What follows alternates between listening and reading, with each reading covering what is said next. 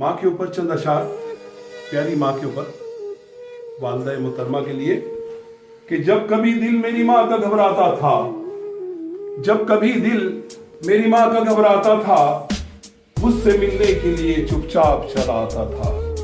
जब कभी दिल मेरी माँ का घबराता था, मुझसे मिलने के लिए चुपचाप चला आता था। उसकी आंखों का मतलब मैं समझ जाता था, उसकी आंखों का मतलब मैं समझ जाता था। जैसे दरिया समंदर में उतर जाता था, उसकी आंखों का मतलब मैं समझ जाता था। जैसे दरिया समंदर में उतर जाता था। तिश्नगी दिल की मैं दिल में बुझा लेता था, तिश्नगी दिल की मैं दिल में बुझा लेता था। उसकी ममता को मैं पलकों पे सजा लेता था। तिश्नगी दिल की मैं दिल में सजा लेता था। उसकी ममता को मैं पलकों पे बिठा लेता था। और वो समझती थी हर एक अदा का मतलब, वो समझती थी हर एक अदा का मतलब, अपने चेहरे से हर बात बता देता था।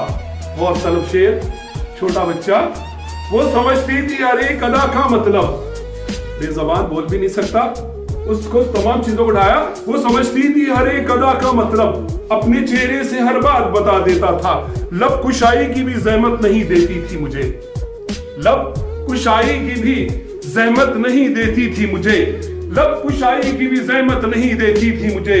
उसका आंचल मेरा हर ऐब छुपा देता था।